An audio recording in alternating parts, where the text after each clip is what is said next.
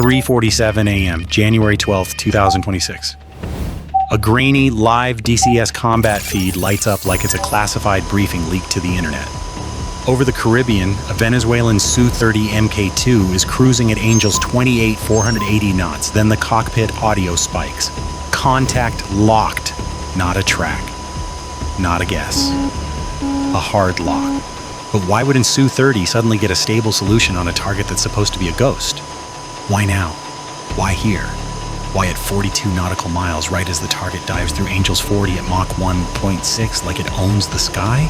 And why does the Su-30 scope show a second faint return off to the east? Same altitude band, different closure rate, like someone just opened a trapdoor in the air. The pilot calls it anyway, the Fox 3 standby. And somewhere in that silent black, the reply is not a warning. It's a vampire. Stay with me, because the lock was the smallest mistake.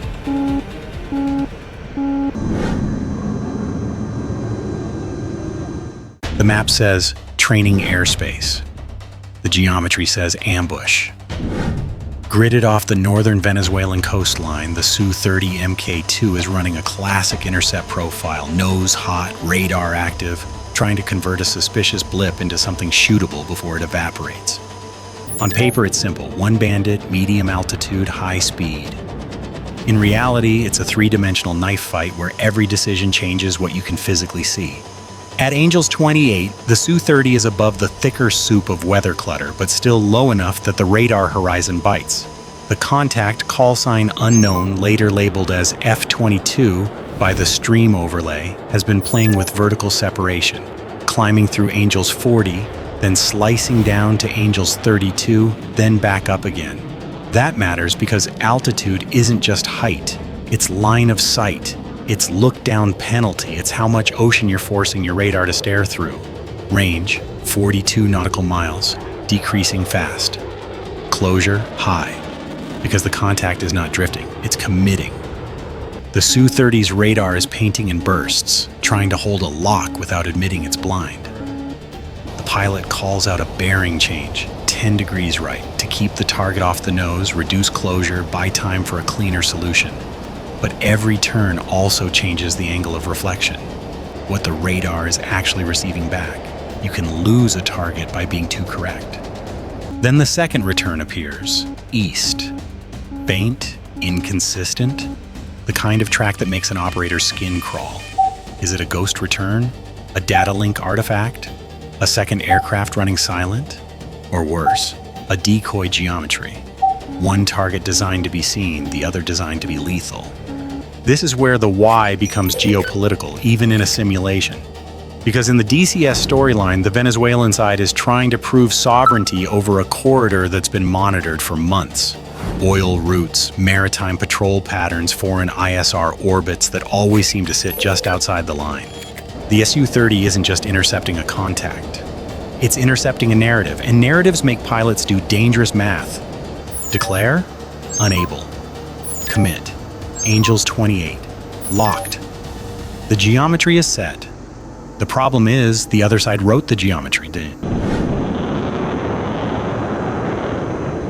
In the feed, it looks like a fair fight. Twin-engine fighter versus twin-engine fighter, both fast, both lethal, both carrying Fox 3s. But the moment that Su-30MK2 says locked, the disparity isn't in airframes, it's in physics, signal processing, and who gets to stay invisible while still seeing everything. The Su-30MK2 is a heavyweight brawler, big lifting surfaces, big engines, big radar aperture for its class. When it turns nose on and lights up its set, it can absolutely threaten anything that lives in the traditional fighter-shaped world. That's the key phrase, fighter-shaped. A conventional target with a conventional radar cross-section gives you a stable, predictable return. The track holds. The symbology behaves. The pilot's confidence rises. The F-22 was built to punish that confidence. Stealth isn't a magic cloak. It's attacks on your radar. Every edge alignment, every sawtooth seam, every internal bay door, every radar-absorbent layer is designed to make the radar energy do the worst possible thing. Scatter away from the emitter, not back to it. In the DCS narrative, the Su-30's lock is real on the screen. But real can mean three different things: a true skin paint return, a transient glint, angle-dependent, here then gone, or a track stitched together by the radar computer believing hard enough. Meanwhile, the F-22's AN/APG-77 style ASA logic is playing a different sport. An ASA isn't just a stronger flashlight. It's many tiny emitters forming beams that can hop, shape, and time slice. That means faster revisit rates on multiple volumes, better resistance to deceptive noise, and most importantly for this scene, low probability of intercept behavior in how it manages emissions. The Su-30 wants a clean spike. It wants music it can recognize. The F-22 doesn't have to give it that. Then there's the tyranny of situational awareness.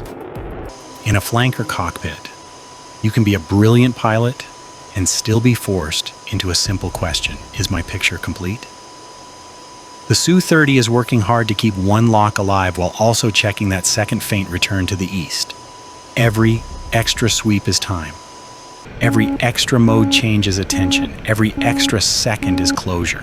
The F-22, by contrast, is portrayed as a sensor fusion platform, not a jet that has sensors, but a jet that turns sensors into a single confident story.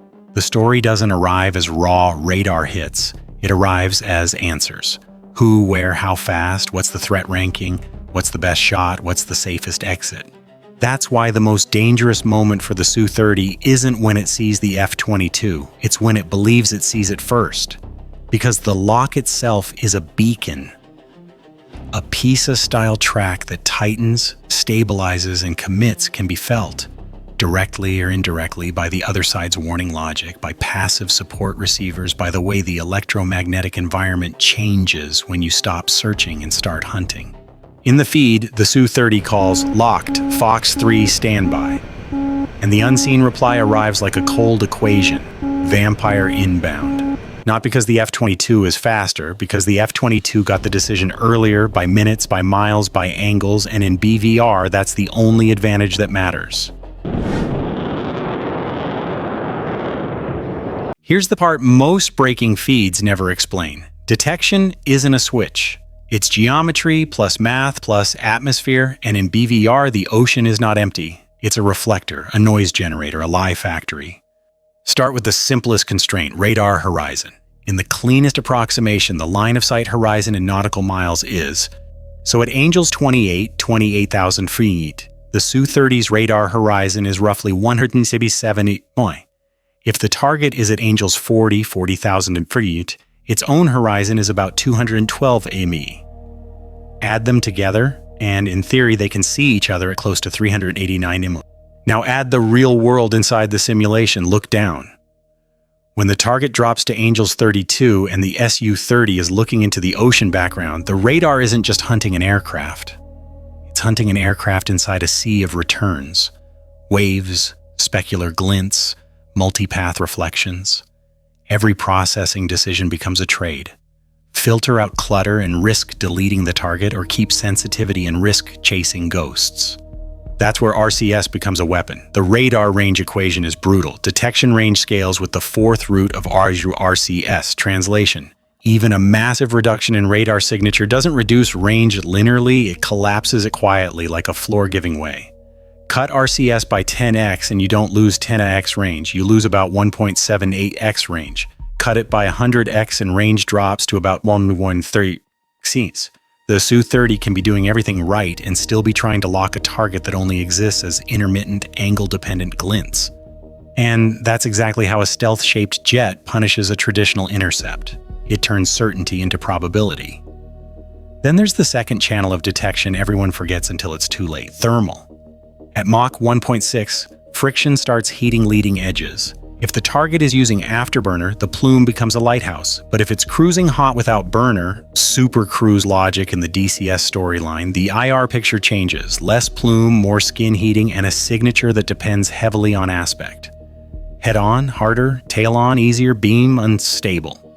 So when the Su-30 pilot says "locked," what he may really have is a fragile stack of conditions: a momentary RCS glint, a favorable angle, a lucky clutter filter, and just enough stability to make the symbology look confident. Meanwhile, the sky answers in brevity code, not sympathy: vampire. Because detection is not the fight. Detection is the opening move. A lock is a thought, a kill chain is a machine. In the DCS story, the Su-30MK2 tries to do what every flanker pilot is trained to do in BVR. Convert track to shot before the geometry collapses. The moment the symbol stabilizes, the checklist starts running in the pilot's head like code. Detect, classify, commit, launch, support, assess. That support step is where people die. Because a Fox 3 isn't a magic bullet.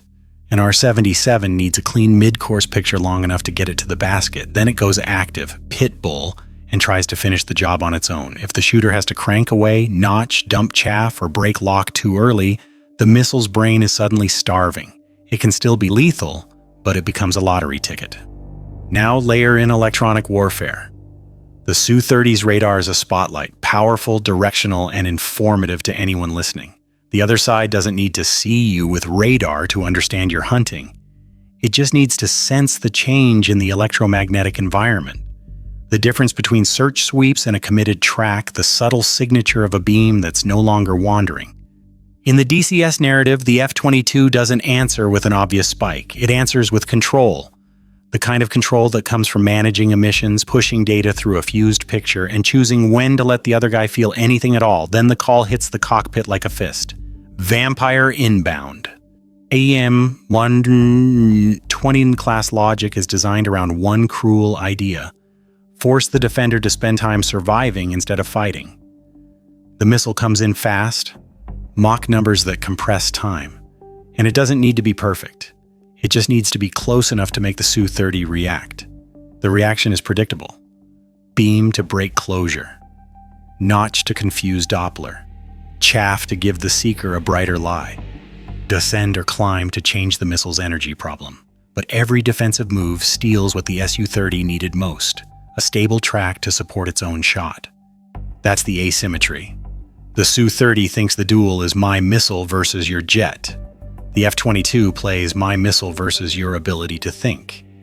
And the ugliest part?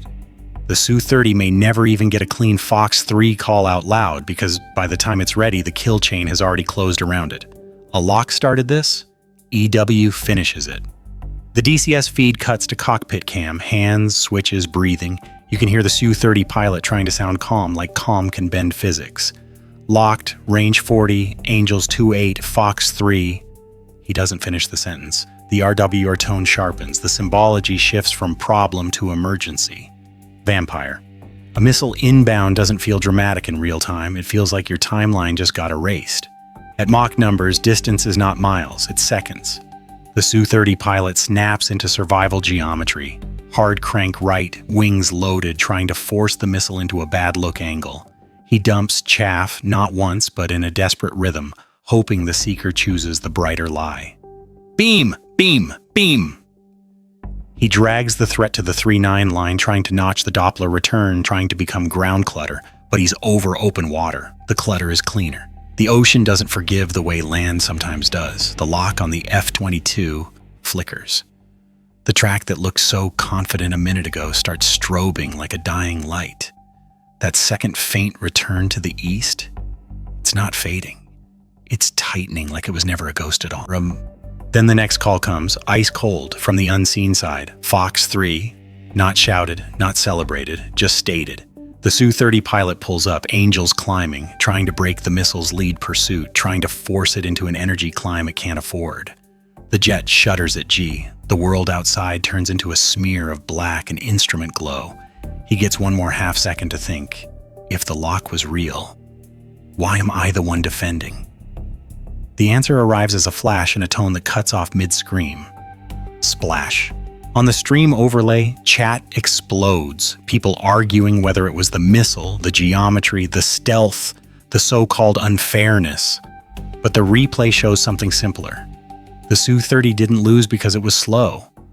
It lost because it committed to a story that wasn't true. And the moment it committed, it revealed itself. Instant regret isn't emotion. It's a radar return.